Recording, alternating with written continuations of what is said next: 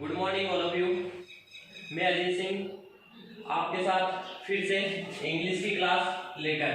देखिए, हमने पिछली क्लासों में हमने टेंस के बारे में पूरा अध्ययन कर लिया था, गहनता से अध्ययन किया था। जो आज का हमारा टॉपिक है वो टेंस के बारे में ही है, लेकिन उनकी क्या है, प्रैक्टिस है, ताकि हमें पता चल सके कि परीक्षा में हमारे जो क्वेश्चन पुट अप होते हैं वो किस तरीके से पुट अप होते हैं। तो आज हमें क्या करना है, इन टेंस की एक्सरसाइज देखते हैं। तो देखिए, सबसे पहले हमारा पहला सेंटेंस है Veena to picture every Sunday. यहाँ पे हमें फील क्या करना है, गो फील करना है। जो हमारे परीक्षा में क्वेश्चन आते हैं वो किस तरीके से आते हैं, इस तरीके से आते हैं, यानी फॉर्मेट ये रहता है। इनमें क्या करनी रहती है, हेल्पिंग वर्ब और मेन वर्ब, इनको फील करना रहता है। तो अब देखिए, Veena go to picture every Sunday. सबसे पहले यदि आपको किसी भी सेंटेंस में हेल्पिंग वर्ब और मेन वर्ब इनको फील करना है, तो सबसे पहले उस सेंटेंस की आप क्या कीजिए, पहचान कीजिए। उस वाक्य की आप पहचान कीजिए कि वह वाक्य किस टेंस का है। तो यहाँ पे देखिए, आपको या तो एडवर्ब मिलेगी या फिर कुछ सिद्धांत मिलेंगे, ठीक है। तो उस तरीके से तो पहला सेंटेंस हमारा, इसमें हमें क्या मिल रहा है, एवरी संडे। हमें पता है किसी भी वाक्य में एवरी प्लस टाइम मिले तो वो प्रेजेंट सिंपल टेंस का होता है। अब बात हुई प्रेजेंट सिंपल टेंस की। तो प्रेजेंट सिंपल टेंस हम पढ़ चुके हैं। हमें पता है प्रेजेंट सिंपल टेंस में मेन वर्ब के फर्स्ट फॉर्म का यूज किया जाता है, साथ में एस या एस लगाया जाता है। कब, यदि कर्ता हमारा ही सी इट नेम हो। तो यहाँ पे हमारा सब्जेक्ट क्या है, देखिए सब्जेक्ट है हमारा वीना, और वीना क्या है यहाँ पे, एक वचन, ठीक है। तो एक वचन के लिए किसका प्रयोग होगा, प्रेजेंट सिंपल में मेन वर्ब की फर्स्ट फॉर्म प्लस एस या ईएस का प्रयोग होना है। फिर किसको करना है, हमें गो को। तो गो का क्या होगा, गोज होगा। अब देखिए यहाँ पे गोज क्यों हो रहा है, गो का होगा गोज, क्योंकि हमें पता है फिर किसको करना है, गो को करना है, साथ में एस या ईएस लगेगा। पीछे क्या है, ओ है। जहां पे हमें पीछे पढ़ा था, जिन वाक्यों के अंत में O, S, double S, S H, C H, जिन क्रियाओं के अंत में S, double S, S H, C H, O ये सब हो, तो उनके अंत में किसका प्रयोग किया जाता है, ईएस का प्रयोग किया जाता है। तो यहाँ पे हमें पता चल रहा है कि यहाँ पे वाक्य में क्या है, एवरी संडे। किसी भी वाक्य में एवरी प्लस टाइम मिलने पर हमारे किस टेंस का होगा, प्रेजेंट सिंपल टेंस का। तो यहाँ पे प्रेजेंट सिंपल में मेन वर्ब की फर्स्ट फॉर्म साथ में एस या ईएस का प्रयोग किया जाता है। तो यहाँ पे गो का क्या हो गया, गोज, ठीक है।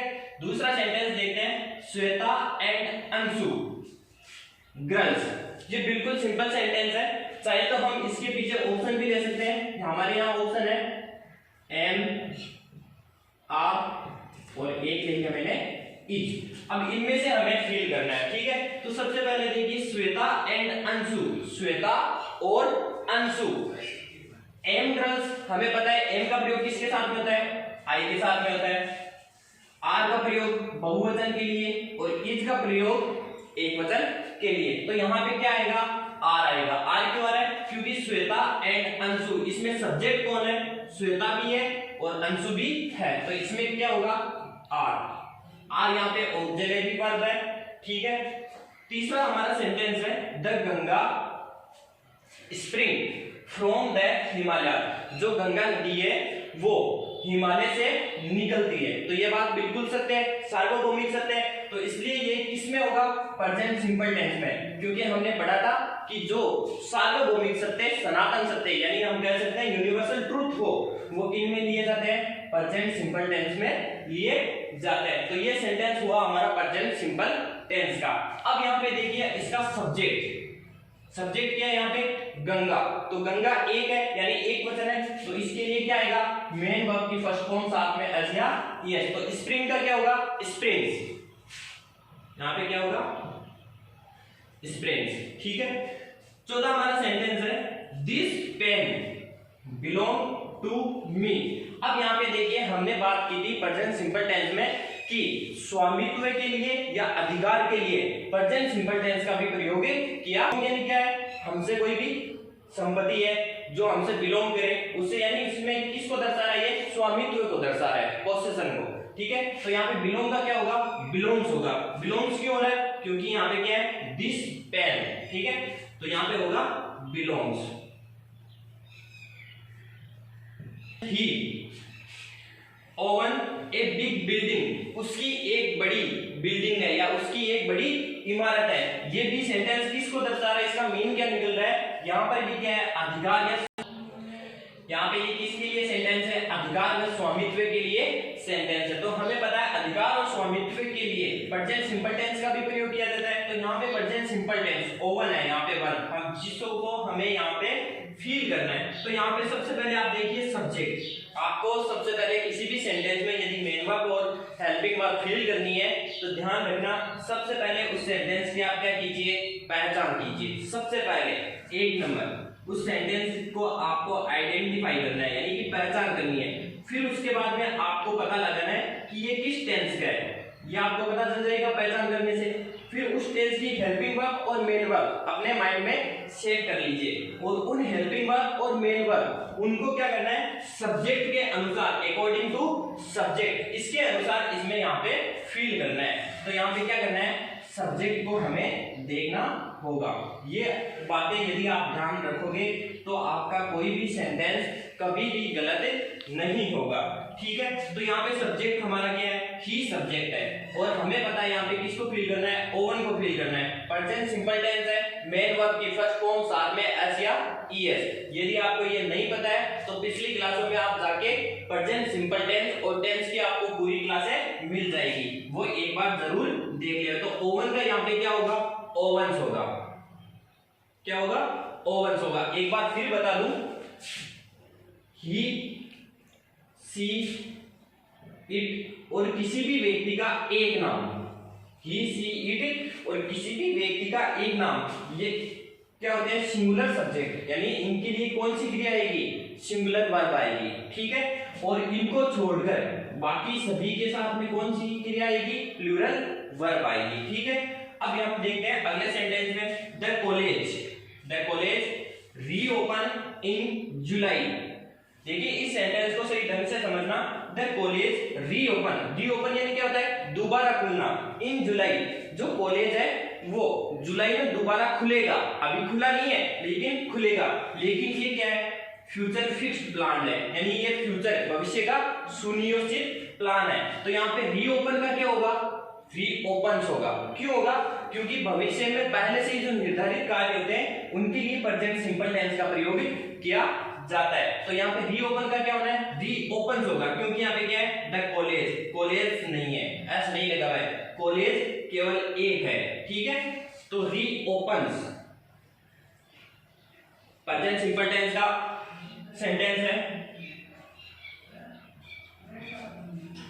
7 नंबर है हमारा, इफ यू रन फास्ट, बहुत इंपॉर्टेंट सेंटेंस है, रूल भी हम पढ़ चुके हैं प्रेजेंट सिंपल टेंस में, लास्ट क्लास में हमने पढ़ा था, if you run fast you win the race. अब इस सेंटेंस को आप यदि ध्यान से देखोगे तो हमने जो इफ के बारे में कंडीशनल सेंटेंस थे, उस कंडीशनल सेंटेंस में कंडीशन नंबर फर्स्ट यानी शर्त नंबर 1 में हमने पढ़ा था इफ के बारे में कि यदि किसी सेंटेंस में प्रेजेंट सिंपल टेंस का प्रयोग हो रहा है, किसी भी सेंटेंस में क्या मिले, हमें इफ मिलना चाहिए, और उस सेंटेंस में प्रेजेंट सिंपल टेंस का प्रयोग हो रहा है तो उससे आगे वाला जो सेंटेंस होगा, वाक्य होगा, उसके अंदर फ्यूचर सिंपल टेंस का प्रयोग किया जाएगा। तो यहाँ पे देखिए रन मेन वर्ब की फर्स्ट फॉर्म लगी हुई है, और हमें पता है मेन वर्ब की फर्स्ट फॉर्म कहां पर लगती है, प्रेजेंट सिंपल टेंस में। तो इस सेंटेंस में किसका प्रयोग हो रहा है, प्रेजेंट सिंपल टेंस का। तो अगले सेंटेंस में किसका प्रयोग होगा,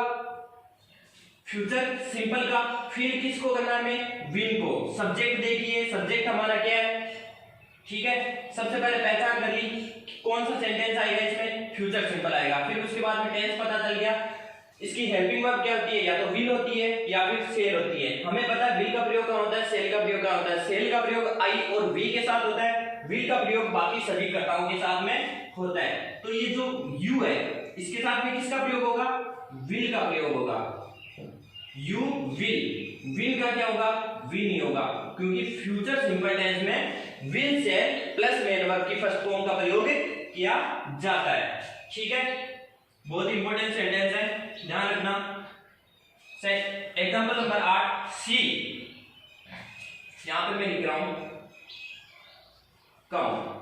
सी come to see me last night. अब यहाँ पे देखिए, मैं यहाँ पे बोल रहा हूँ कम, लेकिन कम होगा नहीं, यहाँ पे जरूरी नहीं है यहाँ पे कम हो या और कुछ हो, लेकिन इस सेंटेंस को मैं पूरा बोलने के लिए यहाँ पे बोल रहा हूँ। हमें ये क्या है, हमारी दी हुई है, इसको हमें क्या करना है, फिल करना है, ठीक है। तो देखिए she come to see me last night. अब यहाँ पे आपको कुछ एडवर्ब दिखाई दे रही है, यहाँ पे एडवर्ब क्या है, लास्ट नाइट, पिछली रात। तो यहाँ पे लास्ट नाइट हमें पता है कि प्रेजेंट परफेक्ट टेंस में हमने पढ़ा था कि जहां पर हमें लास्ट नाइट, लास्ट डे, ठीक है, ये हमें मिल जाए, वहां पे किसका प्रयोग किया जाता है, प्रेजेंट परफेक्ट टेंस का प्रयोग किया जाता है। तो कम का क्या होगा, हैज, सॉरी, तो यहाँ पे कम का क्या होगा, केम होगा, ठीक है। या फिर हम यदि देखें कि प्रेजेंट परफेक्ट टेंस के हिसाब से देखें तो हैज कम होगा। अब एक बात का ध्यान रखना, यदि यहाँ पे आपको कम नहीं दिया गया है, यदि आपको यहाँ पे एक दे दिया केम और दूसरा दे दिया हैज या फिर have came, sorry have come, तो इनमें से आपको पता है एक तो ये किसकी है, मेन वर्ब की सेकंड फॉर्म है, मेन वर्ब की सेकंड फॉर्म मतलब पास्ट सिंपल टेंस है। दूसरा है हेज या हेव, और हेज और हेव किस में आते हैं, प्रेजेंट परफेक्ट टेंस में आते हैं, और ये प्रेजेंट परफेक्ट टेंस के अंदर दे रखी है। ये तो हमारे पास्ट टेंस के अंदर दे रखी है, ये प्रेजेंट परफेक्ट टेंस के अंदर दे रखी है। तो हमें पता लगाना है लास्ट नाइट, ठीक है, लास्ट नाइट दे रखा है, लेकिन यहाँ पे ऑप्शन क्या है हमारे पास, पास्ट सिंपल का ऑप्शन है। तो हमेशा और हमेशा यहाँ पे किसका प्रयोग होगा, पास्ट सिंपल का होगा। यदि आपको ये नहीं दे रखा हो और उसके बाद में हेज, हेव और कम या केम दे रखा हो, तो उसके बाद में हमें इसका प्रयोग करना है। लेकिन ये हमारे यहाँ पे इस सेंटेंस के हिसाब से चले तो यहाँ पे क्या दे रखा है, केम दे रखा है, तो यहाँ पे क्या आएगा, केम आएगा। अगला सेंटेंस है सेंटेंस नंबर 9, ये भी इंपॉर्टेंट है। The clouds move across the sky, the clouds move across the sky. यहाँ पे हमें पता है कि सूर्य पूर्व में उगता है, सूर्य पश्चिम में अस्त होता है, पृथ्वी सूर्य के और चारों ओर चक्कर लगाती है, बादल है वो आकाश में इधर उधर घूमते हैं या आकाश में इधर उधर होते रहते हैं। तो मूव यानी घूमते हैं, तो यहाँ पे ये क्या है, सार्वभौमिक सत्य है, बादल होते हैं वो आकाश में ही तो घूमते हैं, तो ये सार्वभौमिक सत्य है, यानी हम कह सकते हैं यूनिवर्सल ट्रूथ है। और यूनिवर्सल ट्रूथ के लिए हम प्रेजेंट सिंपल टेंस का प्रयोग करेंगे। तो यहाँ पे क्या है, क्लाउड्स, ठीक है, क्लाउड नहीं है क्लाउड्स है। तो यहाँ पे मूव का क्या होगा, ओनली फॉर मूव होगा। क्यों, मेन वर्ब की फर्स्ट फॉर्म साथ में एस एस का प्रयोग कब करते हैं, जब हमारा सब्जेक्ट क्या हो, ही सी इट नेम, या फिर हम कह सकते हैं सब्जेक्ट हमारा सिंगुलर हो। तो यहाँ पे मूव का मूव, ठीक है। अगला sentence, he arrive just now, ठीक है। यहाँ पे आपको क्या दिख रहा है, नाउ दिख रहा है, लेकिन एक बात ध्यान रखना, नाउ से पहले हमारे क्या लगा हुआ है, जस्ट नाउ। जस्ट नाउ मिल जाए या हमें टिल नाउ मिल जाए। नाउ किसकी एडवर्ब होती है, नाउ एडवर्ब होती है प्रेजेंट कंटीन्यूअस टेंस की, ठीक है। लेकिन यहाँ पे क्या मिल गया, हमें जस्ट मिल गया। तो जस्ट नाउ ये एडवर्ब होती है प्रेजेंट परफेक्ट टेंस की, ठीक है। तो प्रेजेंट परफेक्ट टेंस की आप हेल्पिंग वर्ब देखिए, हेल्पिंग वर्ब होता है हेज और हैव। तो यहाँ पे हमें फील किसको करना है, हेज और हैव को। ही हेज, क्योंकि यहाँ पे क्या है, ही सी इट नेम है, तो इसके साथ में किसका प्रयोग होगा, हेज का प्रयोग होगा। ही हैज मेन वर्ब की कौन सी फॉर्म यूज में ली जाती है, थर्ड फॉर्म यूज में ली जाती है। तो अराइव का क्या होगा, arrived. He has arrived just now, वह अभी अभी गया है या अभी अभी पहुंचा है। सॉरी, 5 + 5 5 और 5 मैक्स मेकिंग 10, ठीक है। यहाँ पे हमें फिल करना है, या तो मैक्स आएगा या फिर मेकिंग आएगा। तो हमें पता है 2 और 2 4 होते हैं, 5 और 5 10 होते हैं। वाक्य के अंदर आपको पता है क्या आ रहा है, होते हैं। तो हमने पहचान देखी थी कि जिन वाक्यों के अंत में ता है, ती है, ते है, ये हमें मिल जाए तो वो किस टेंस में होते हैं, प्रेजेंट सिंपल टेंस में होते हैं। दूसरी बात हमें पता है कि 2 और 2 4 होते हैं, बिल्कुल सत्य बात है, सिद्धांत की तरह प्रिंसिपल है।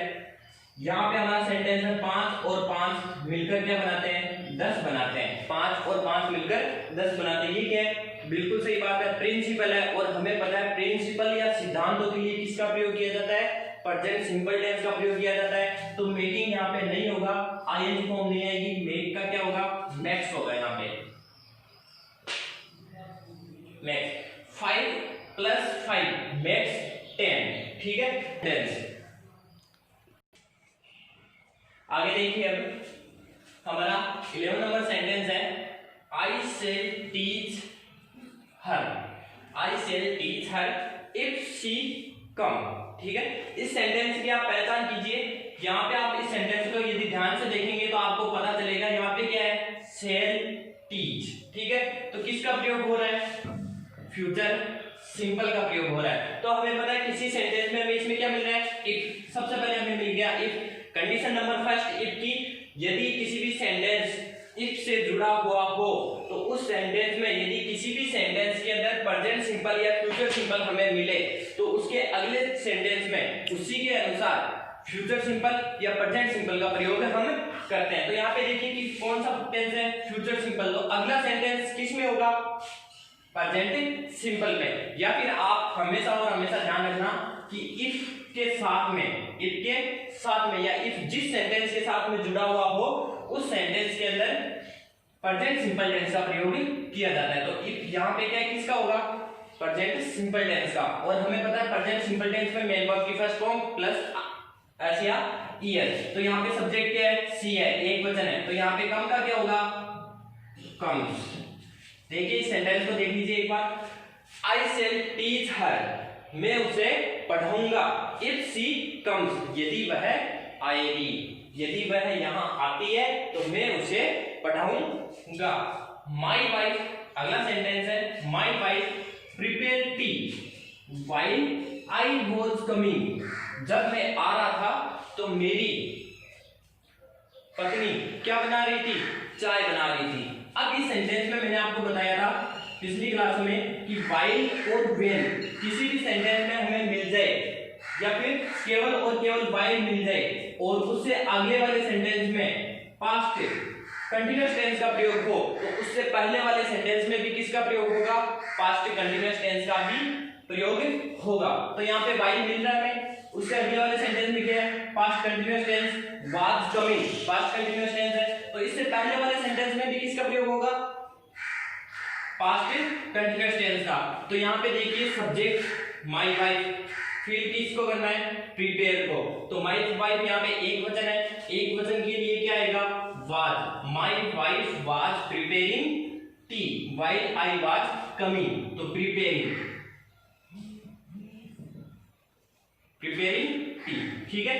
अगला सेंटेंस, ये सेंटेंस नंबर 12 इंपोर्टेंट है आपके लिए। अगला सेंटेंस है 13, ये भी आपके लिए इंपोर्टेंट है। Shakespeare says, Shakespeare says. Shakespeare हमें पता है कवि है, इंग्लिश में बहुत बड़े। शेक्सपियर सेज, शेक्सपियर कहते हैं the course of true love, जो सच्चे प्रेम का मार्ग नेवर रन स्मूथ, ठीक है। जो सच्चे प्रेम का मार्ग है वो सरलता से नहीं चलता है, या जो सच्चे प्रेम का मार्ग है वो कांटों भरा होता है। तो हमें पता है कोई भी कवि के कथन हो वो किस टेंस में लिए जाते हैं? प्रेजेंट सिंपल टेंस में लिए जाते हैं। ये सेंटेंस हो गया। दूसरी बात, यहाँ पे हमें क्या मिल रहा है? नेवर। हमें पता है नेवर, स्केरली, हार्डली, यूजुअली, जनरली, ये किस में आते हैं? प्रेजेंट सिंपल में आते हैं। तो यहाँ पे किसका प्रयोग होगा? प्रेजेंट सिंपल का। अब देखिए यहाँ पे आपको फील किसका करना है? रन का फील करना है। किसके लिए करना है? शेक्सपियर के लिए करना है। तो शेक्सपियर एक नाम है और इनके लिए रन का क्या होगा? Runs. The course of true love never runs smooth, ठीक है। तो यहाँ पे रन का क्या होगा? रन्स होगा। क्यों हो रहा है? क्योंकि यहाँ पे ये जो वन फील की जा रही है किसके लिए की जा रही है? शेक्सपियर के लिए की जा रही है। हमें पता कैसे चला? क्योंकि ये क्या है? कवि का कथन है। दूसरी बात, इसमें क्या मिल रहा है? नेवर मिल रहा है। नेवर एडवर्ब होती है प्रेजेंट सिंपल टेंस की। अब देखिए अगला, नाउ डेज, इन दिनों ही लर्न इंग्लिश, इन दिनों वह इंग्लिश सीख रहा है। यहाँ पे हमें क्या मिल रहा है? नाउ ए डेज, ठीक है। हमें पता है किसी भी सेंटेंस में now, now A days, these days, ठीक है, ये मिल जाए तो वो किसका होता है? प्रेजेंट कंटीन्यूअस टेंस का होता है। तो यहाँ पे प्रेजेंट कंटीन्यूअस टेंस का प्रयोग होगा तो लर्न का क्या होगा, लर्निंग। और हमें पता है इसमें हेल्पिंग वर्ब कौन सी होती है, इज, एम, आर। साथ में मेन वर्ब की फर्स्ट फॉर्म प्रयोग में की जाती है। तो ए के लिए ही सी इट नेम के लिए किसका, इज का प्रयोग, एम का प्रयोग होगा आई के साथ और आर का प्रयोग होगा बहुवचन के साथ या ही सी इट नेम को छोड़कर। तो यहाँ पे क्या होगा, इज क्यों है, क्योंकि यहाँ पे क्या है, ही यानी वह सिंगुलर सब्जेक्ट है। तो इज लर्निंग। क्यों हो रहा है इज लर्निंग, क्योंकि यहाँ पे हमें क्या मिल रहा है, नाउ ए डेज। मैंने एक बार पिछली क्लासों में जो हमने क्लास ली थी प्रेजेंट कंटीन्यूअस टेंस की, उनमें प्रत्येक की एडवर्ब बताई हुई है और लिखवाई हुई भी है। यदि आपको नहीं पता है तो पिछली क्लासों में जाके आप देख सकते हो। यहाँ पे देखिए रानी हार्डली कम हियर, रानी यहाँ मुश्किल से आती है। हमें पता है यहाँ पे हार्डली मिल जाए या स्केर्डली मिल जाए, ये किनकी एडवर्ब होती है, प्रेजेंट सिंपल टेंस की एडवर्ब होती है। तो यहाँ पे कम का क्या होगा, कम्स। ठीक है, अगला सेंटेंस है हमारा यस्टरडे। सबसे पहले देखिए हमें क्या मिल रहा है, यहाँ पे यस्टरडे मिल रहा है। और हमें पता है किसी भी सेंटेंस में यस्टरडे मिल जाए तो वो किसका होता है, पास्ट सिंपल का। ठीक है, पास्ट टेंस का होगा। तो यस्टरडे मिल रहा है तो पास्ट सिंपल का हो गया। यहाँ पे फिर किसको करना है, कम को करना है। पास्ट सिंपल का टेंस है, अफर्मेटिव सेंटेंस है। हमें पता है अफर्मेटिव सेंटेंस में मेन वर्ब की सेकंड फॉर्म प्रयोग में ली जाती है। यदि नेगेटिव सेंटेंस हो तो did not plus main verb की फर्स्ट फॉर्म यूज में ली जाती है। तो कम का क्या होगा, came. Yesterday she came to me, कल वह मुझसे मिलने आई। अब एक बात देख लीजिए, अभी मैंने बताया था कि डिड नॉट, है ना, और इसके साथ में किसकी प्रयोग, मेन वर्ब की फॉर्म प्रयोग में ली जाती है, फर्स्ट फॉर्म। तो याद रखना डिड, डू या फिर डज, इनके साथ में भी मेन वर्ब की फर्स्ट फॉर्म प्रयोग में ली जाती है। डिड, डू और डज, इनके साथ में मेन वर्ब की फर्स्ट फॉर्म में प्रयोग ली जाती है या काम में ली जाती है। अगला सेंटेंस है by the end of this month. यहाँ पे हमें एडवर्ब मिल रही है। हमने पढ़ा था फ्यूचर परफेक्ट कंटीन्यूअस टेंस के अंदर कि by the end of month, किसी भी हमारा जो टाइम है या टाइम एक्सप्रेसिंग वर्ड है उनके साथ में हमें बाय मिल जाए तो किस में होगा, फ्यूचर परफेक्ट कंटीन्यूअस टेंस में होगा। आगे यहाँ पे हमें मिल रहा है क्या, सिंस। तो सिंस किस में आता है, परफेक्ट कंटीन्यूअस टेंस के अंदर आता है। तो इसमें कौन सा फील होगा, आई है, और आई के साथ में किसका प्रयोग होता है, सेल का। तो इसकी हेल्पिंग वर्ब क्या होती है, I shall have, I shall have been learning, क्योंकि कंटीन्यूअस टेंस है। कंटीन्यूअस टेंस के अंदर आईएनजी फॉर्म का प्रयोग भी किया जाता है, लर्निंग।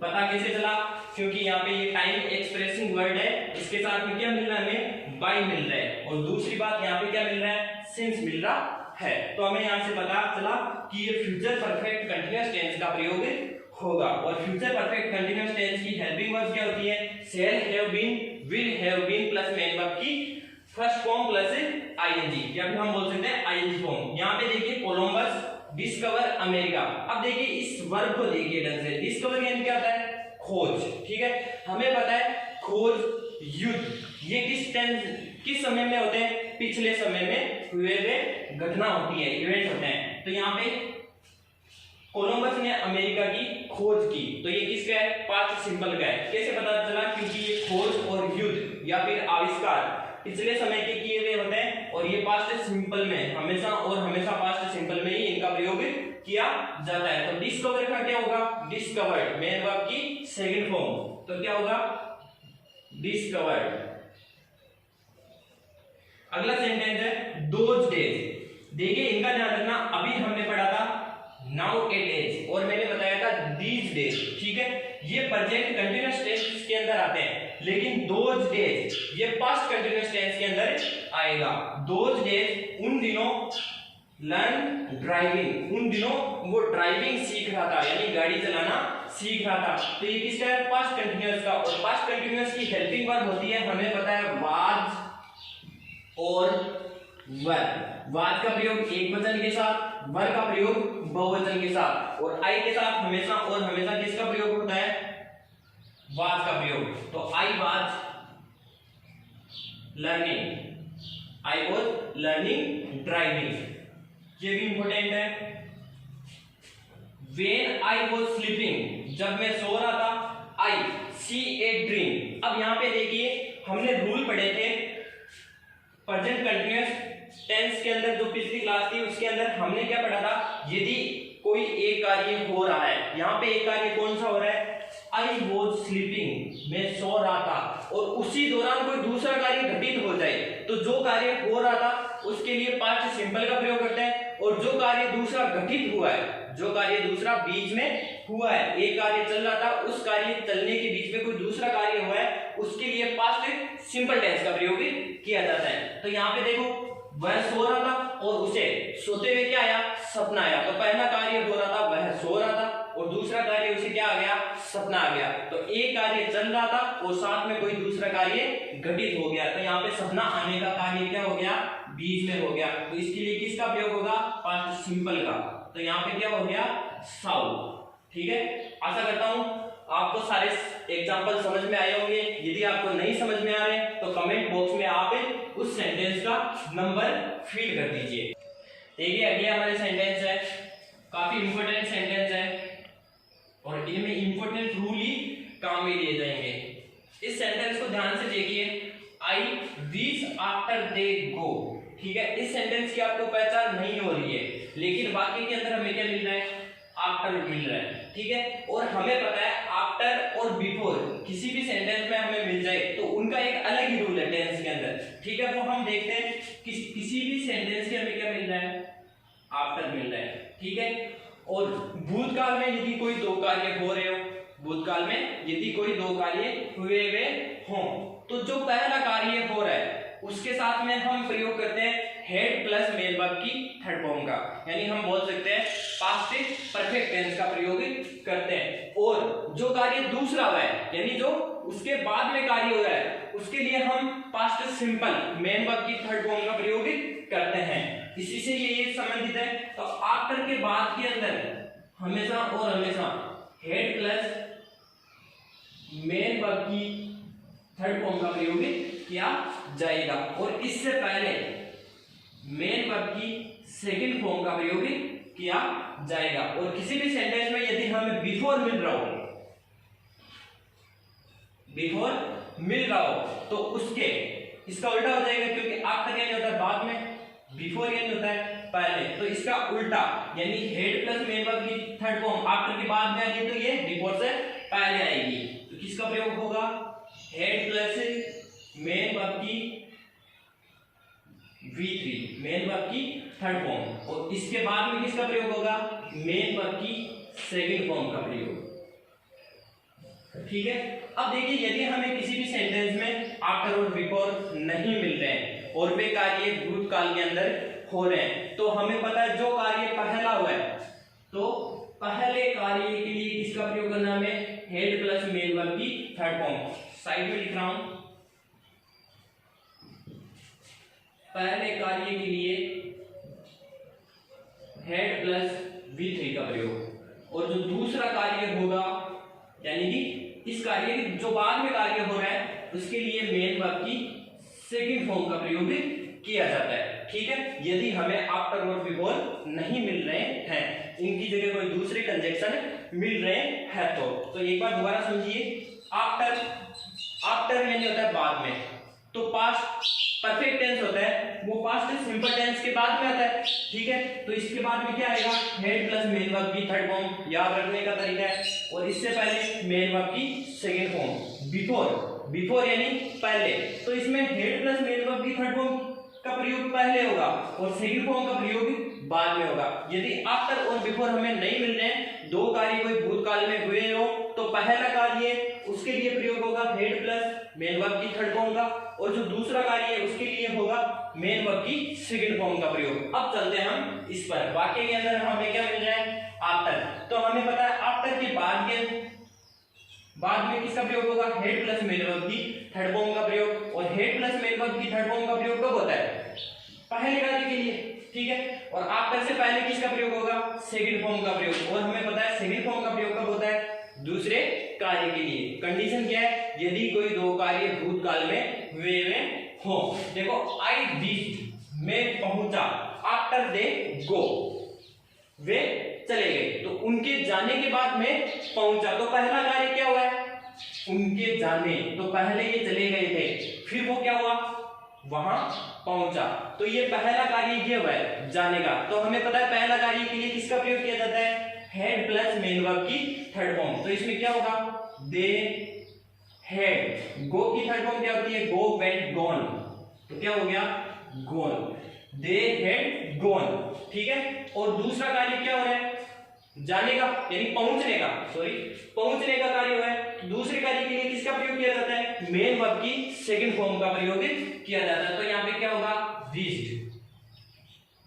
रीच का क्या होगा, रीच्ड होगा। अब देखिए इस रूल को, आफ्टर, आफ्टर के बाद में किसका प्रयोग होता है, हेड प्लस मेन वर्ब की third form, had plus main verb की थर्ड फॉर्म। आफ्टर के पहले किसका प्रयोग होता है, मेन वर्ब की सेकंड फॉर्म, मेन वर्ब की सेकंड फॉर्म। अब यहाँ पे देखिए I find that I had forgotten book at home, मैंने पाया कि मैं अपनी पुस्तक घर पे भूल चुका हूं। तो पहले उसने क्या की थी, अपनी पुस्तक को घर पे भूला था, पहले वो अपनी पुस्तक को घर पे भूला था, फिर उसे याद आया या फिर उसने पाया कि मैं अपनी पुस्तक घर पे भूल चुका हूं। तो पहला कार्य हुआ है, हमें पता है पहला कार्य के लिए किसका प्रयोग होता है, main verb, had plus main verb की third form, had plus main verb की थर्ड फॉर्म का प्रयोग हो रहा है। तो इसके जो बाद में कार्य हो रहा है उसके लिए किसका प्रयोग हो रहा होगा, मेन वर्ब की सेकंड फॉर्म का प्रयोग होगा। तो फाइंड का क्या होगा, फाउंड, आई फाउंड दैट मैंने पाया, I had forgotten book at home कि मैं अपनी पुस्तक घर पे छोड़ चुका हूं या भूल चुका हूं। अगला सेंटेंस ये देखिए, दोनों सेंटेंस इंपॉर्टेंट सेंटेंस है, इंपॉर्टेंट रूल इसमें फॉलो हो रहे हैं। टुमारो, कल, टुमारो यानी होता है कल, और कल कौन सा होता है, आने वाला कल। इस कल की बात नहीं कर रहे हैं, पिछले कल की, आने वाले कल की बात कर रहे हैं। तो आने वाले कल की बात कर रहे हैं, इसका मतलब आप समझ गए होंगे किस समय का है, फ्यूचर समय का। तो ये कौन सा टेंस में होगा, फ्यूचर टेंस में होगा, और वो भी फ्यूचर सिंपल में। Tomorrow I visit Jaipur, tomorrow I visit Jaipur. तो फ्यूचर के अंदर हमारी हेल्पिंग वर्ब क्या होती है, विल या शेल। शेल का प्रयोग होता है आई और वी के साथ, हमें आई यहाँ पे सब्जेक्ट मिल रहा है, ठीक है। तो आई के साथ किसका होगा, आई शेल, मेन वर्ब की फर्स्ट फॉर्म, तो मेन वर्ब की फर्स्ट फॉर्म, विजिट का विजिट, आई शेल विजिट, यहाँ पे हमें विजिट को फील करना था।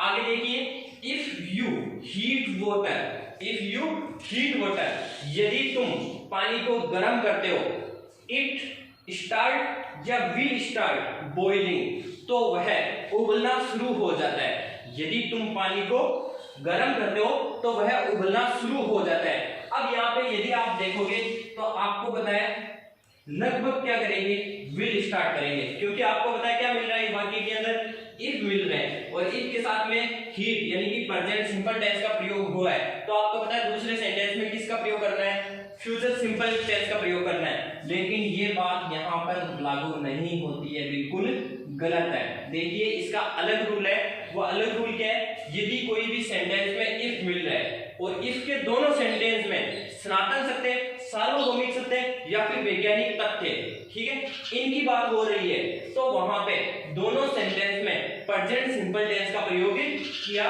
जाएगा, ठीक है। दोबारा देख लीजिए, यदि भी कोई भी सेंटेंस इफ से जुड़ा हुआ है और उस सेंटेंस में सनातन सत्य, सार्वभौमिक सत्य या वैज्ञानिक तथ्य ये आपको दोनों सेंटेंस में मिल रहे हैं, तो वहां पर हमेशा और हमेशा दोनों सेंटेंस में प्रेजेंट सिंपल टेंस का प्रयोग किया जाता है, क्योंकि हम पढ़ चुके हैं कि प्रेजेंट सिंपल टेंस के अंदर सनातन सत्य, सार्वभौमिक सत्य और जो भी मैंने एडवर्ब दिखाई थी उनका प्रयोग किया जाता है। तो यहाँ पे क्या होगा, स्टार्ट्स ये होगा, ठीक है। द फ्लावर स्मेल स्वीट, जो फूल है वो अच्छी या मीठी या मधुर खुशबू देते हैं, ठीक है, देते हैं।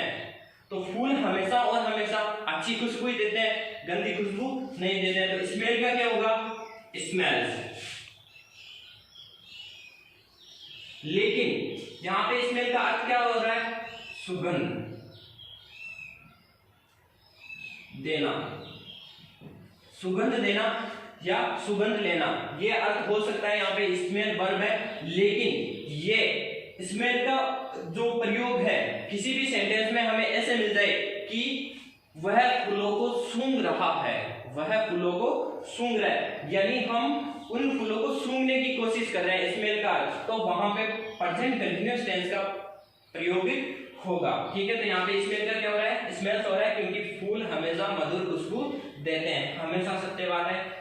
अगला सेंटेंस है, बहुत इंपॉर्टेंट सेंटेंस है, देखिए, we see with our eyes, hear with our ears, smell and smell with nose. ठीक है, ये सेंटेंस हमें बोल रहा है कि हम अपनी आंखों के द्वारा देखते हैं, कानों के द्वारा सुनते हैं और नाक के द्वारा सुनते हैं। बिल्कुल सत्य बात है, सार्वभौमिक सत्य है। हम आंखों के द्वारा ही देखते हैं, कानों के द्वारा ही सुनते हैं और नाक के द्वारा ही हम क्या करते हैं, सुनते हैं। तो ये बात बिल्कुल सत्य है, इसलिए इसमें किसका प्रयोग होगा, प्रेजेंट सिंपल टेंस का प्रयोग ही होगा।